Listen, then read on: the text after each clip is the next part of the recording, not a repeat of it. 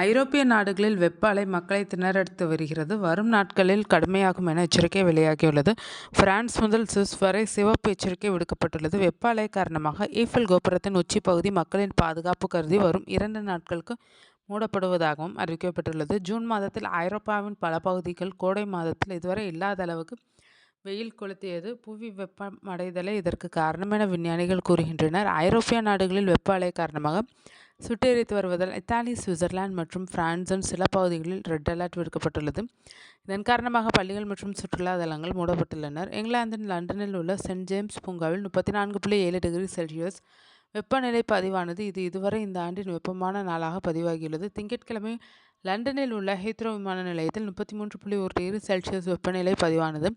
ஜெர்மனியில் வெப்பநிலை அரிதாக 40 டிகிரி செல்சியஸை எட்டும். இந்த வாரம் வெப்பநிலை 40 டிகிரி செல்சியஸை தாண்டும் என்று எதிர்பார்க்கப்படுவதாக ஜெர்மன் வானிலை சேவை மையம் தெரிவித்துள்ளது. பிரான்சில் பாரிஸ் உட்பட 16 துறைகளுக்கு சிவப்பு எச்சரிக்கை விடுக்கப்பட்டுள்ளது. வெப்பநிலை 41 டிகிரி செல்சியஸ் 105 டிகிரி ஃபாரன்ஹீட் எட்டும் என்று எதிர்பார்க்கப்படுகிறது. வெப்ப அலை காரணமாக ஈஃபில் கோபுரத்தின் உச்சிப்பகுதி மக்களின் பாதுகாப்பு கருதி வரும் 2 நாட்களுக்கு மூடப்படுவதாகவும் அறிவிக்கப்பட்டுள்ளது.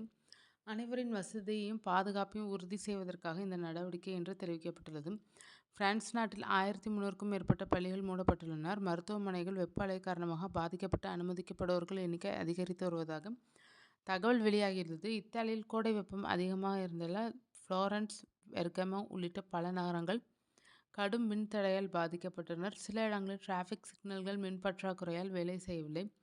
வீடுகள் மற்றும் அலுவலகங்களில் மின்தடையால் பணிகள் பாதிக்கப்பட்டனர். இந்த கோடை காலத்தின் மிகப்பெரிய வெப்ப அலையை ஐரோப்பிய நாடுகள் எதிர்நோக்கியுள்ளதாக கூறப்படுகிறது. வெப்ப அலை காரணமாக கிரீஸ், பிரான்ஸ், போர்ச்சுகல், துருக்கியில் காட்டுத்தீ ஏற்படும் அபாயமும் ஏற்பட்டுள்ளதாக கூறப்படுகிறது.